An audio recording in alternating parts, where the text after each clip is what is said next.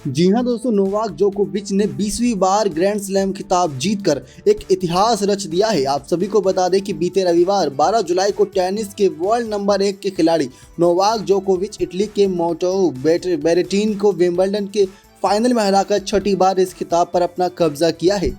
आप सभी को बता दें दोस्तों कि कोरोना काल के बाद फिर से कई सारे खेलों की थोड़ी सी शुरुआत होती नजर आई है। एक अच्छी पहल है, यानी कि कोरोना का कहर थोड़ा थमने के बाद क्रिकेट, फुटबॉल और टेनिस जैसे बड़े खेलों की शुरुआत हो चुकी है और अब टोक्यो ओलंपिक बहुत नज़दीक है। लेकिन ऐसे में हम देख रहे हैं कि अभी हाल ही में कोपा अमेरिका फुटबॉल की लीग हुई, उसके बाद यूएफए यूरो 2020 की लीग हुई, जो पिछले कुछ दिनों से अनिश्चितकाल तक के लिए टली हुई थी, लेकिन उनका समापन हो चुका है। तो दूसरी तरफ इस विंबलडन के फाइनल में भी एक अच्छा मुकाबला हमें देखने को मिला। जी हाँ दोस्तों, आप सभी को बता दें कि किस प्रकार से क्या कुछ इस मुकाबले में घटा और कैसे जोकोविच ने जीत दर्ज करी। दरअसल दोस्तों 3 घंटे और 24 मिनट तक चले इस मुकाबले में जोकोविच ने अपनी बेरेटिनी को 6-7, 7-4, 6-4, 6-4, 6-3 से मात दी।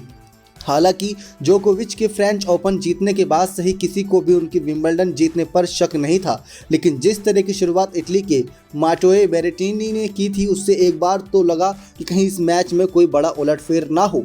लेकिन ऐसे में दोस्तों जोकोविच ने लगातार ये प्रदर्शन जारी रखा। आपको बताया दोस्तों कि मैच में दरअसल क्या कुछ हमें खास देखने को मिला। मैच की शुरुआत में पहले सेट में जोको से वह खेल देखने को नहीं मिला जिसकी फैंस को आदत है। जोको पहले सेट में 4-1 से लीड करने के बाद अपनी गलतियों के चलते मैच को 5-5 तक ले गए। जोको की सर्विस थी और सेट जीतने के लिए यह गेम जीतना था, लेकिन इटली के खिलाड़ी ने जोको की सर्विस ब्रेक की और 1 घंटे से भी ज़्यादा चले पहले सेट का टाई ब्रेकर में ले गए। अब टाई ब्रेकर में बेरेटिनी ने एक तरफा खेला, जहां खेल दिखाते हुए टाई ब्रेकर को 7-4 से जीत लिया। मैच के बाद इस सेट का खास जिक्र करते हुए खुद जोको ने कहा, मैं पहले सेट में इतना बेचैन कभी नहीं रहा। यह शायद इसलिए हुआ क्योंकि इतिहास दांव पर लगा हुआ था।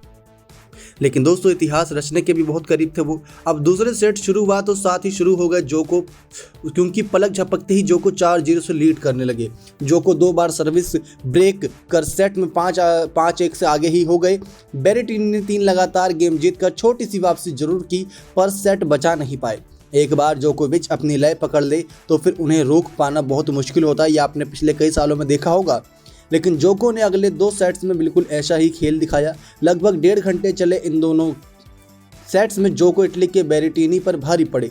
जोको का खेल देख हॉलीवुड स्टार टॉम क्रूज भी खड़े होकर ताली बजाने लगे। तीसरा और चौथा सेट आसानी से जीत जोको ने इतिहास रच डाला। अब दोस्तों मैच के बाद जोको का बड़ा बयान क्या सामने आया वो भी सुनना काफ़ी दिलचस्प है, क्योंकि इतिहास रचने वाले शख्स के मुंह से ये बयान बहुत अच्छा लगा।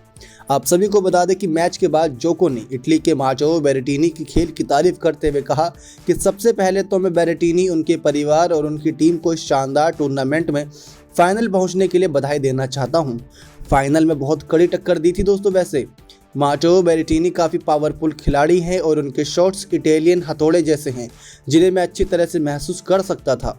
मुझे पूरा यकीन है कि फ्यूचर में वे और बेहतर प्रदर्शन करेंगे और एक बार नहीं तो कई बार ये खिताब जीत के सभी अपने देशवासियों को गौरवान्वित होने का मौका देंगे।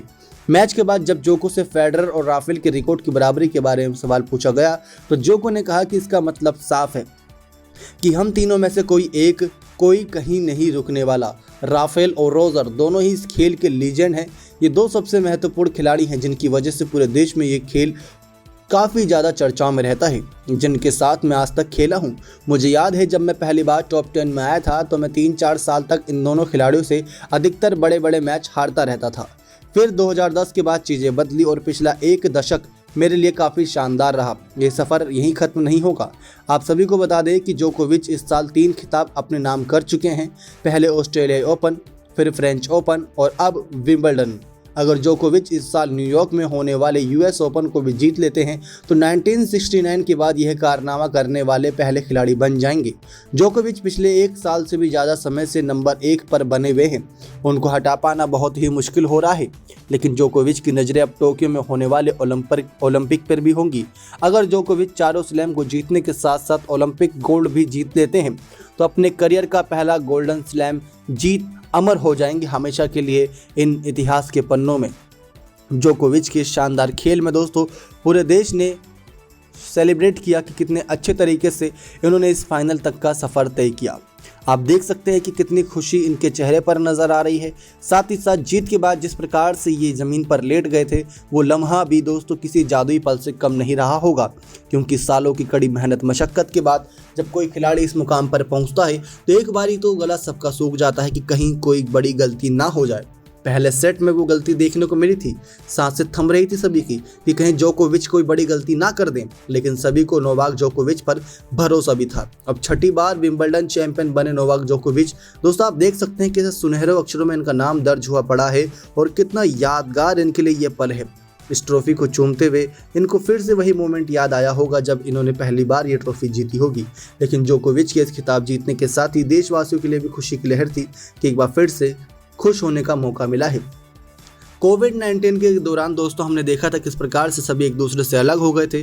सोशल डिस्टेंसिंग से लेकर काफ़ी कुछ दूरियां मेंटेन करनी पड़ी थी, अपने ही अपने से दूर हो गए थे और खेल नाम का तो दोस्तों एक नामो निशान तक मिटता जा रहा था। लेकिन कोरोना काल की जैसे कहर थोड़ा बहुत थमता नजर आया और कई देशों ने इससे छुटकारा पा लिया है, तो अब एक बार फिर से खेल की बहार शुरू हो चुकी है और खेल बहुत अच्छे तरीके से खेले जा रहे हैं, जिसमें से एक हमें विंबलडन का ये फाइनल मुकाबला देखने को मिला। कई खेल ऐसे थे दोस्तों जो पिछले कई सालों से कोरोना काल जब से शुरू हुआ था तब से रुके हुए थे, अनिश्चित काल तक के लिए टले थे, उनका फाइनल अब समापन होता नजर आ रहा है। अब बड़े बड़े टूर्नामेंट से और पूरे देश को इनका सेलिब्रेट करने का मौका मिल रहा है। यही भगवान से प्रार्थना है कि ऐसे ही लोगों के चेहरों पर खुशी बरकरार रखे। दोस्तों जोकोविच की जितनी तारीफ करे उतनी कम है, लेकिन यहाँ पर तारीफ के हकदार तो दोस्तों सामने वाले बेरेटिनी भी खिलाड़ी हैं, क्योंकि इन्होंने भी फाइनल तक का सफर तय किया। अब वो बात अलग है कि इन्होंने 5 बार पहले से ही विजेता खिलाड़ी के सामने जब मुकाबला करा तो उनको छठी बार विजेता बनते अपनी आंखों के सामने देखा। क्योंकि जोकोविच लगातार दोस्तों अच्छा कर रहे हैं तो वो जीत रहे हैं। ऐसे में बेरेटिनी की तारीफ जिस प्रकार से जोकोविच ने करी वो भी सराहनीय है। उन्होंने माना कि ये बहुत कठिन था, लेकिन जोकोविच अपनी तारीफ करने से कभी भी पीछे नहीं हटते और उन्होंने तारीफ यहाँ पर अपनी करी नहीं इस बार, क्योंकि वो बहुत शानदार तरीके से मान चुके हैं लोहा कि किस प्रकार से यहाँ पर सामने बेरेटिनी खिलाड़ी ने भी उनको कड़ी टक्कर दी थी।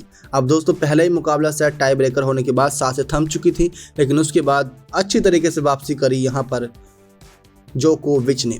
क्या कहना चाहेंगे दोस्तों जोकोविच के बारे में कमेंट्स करके जरूर बताएगा। लेकिन कोविड काल की दोस्तों कहर थोड़ी थमती नजर आई, उसके बाद खेलों की शुरुआत हुई। ये भी एक अच्छी खुशी की बात है, क्योंकि अभी हाल ही में हमने कोपा अमेरिका का फाइनल मुकाबला अर्जेंटीना को जीतते हुए देखा और इससे बीती रात ही दोस्तों हमने मुकाबला देखा किस प्रकार से इंग्लैंड वर्सेस इटली का फुटबॉल का यूएफए यूरो 2020 फाइनल हुआ, जिसमें इंग्लैंड की टीम पेनल्टी शूट आउट में हार गई और इटली की टीम जीत गई। वो भी एक अच्छा सफर रहा। तो ये दोस्तों विंबलडन का फाइनल का हाईलाइट, जिस प्रकार से जोकोविच ने अपनी शानदार खेल के जरिए सभी का दिल जीता, उसी के साथ साथ कई हॉलीवुड एक्टर और सभी फिल्मी सितारों का दिल जीतकर इस फाइनल मुकाबले की ट्रॉफी पर कब्जा जमाया, वो भी छठी बार। अब ओलंपिक जैसे खेलों पर भी इनकी नजरें हैं। क्या लगता है दोस्तों कि इसी लय के साथ अगर ये बरकरार रखे तो क्या ओलंपिक के खिताब गोल्डन मेडल के साथ अपने देश का नाम रोशन करेंगे या नहीं? कॉमेंट करके जरूर बताएगा। नेक्स्ट 9 स्पोर्ट्स की रिपोर्ट।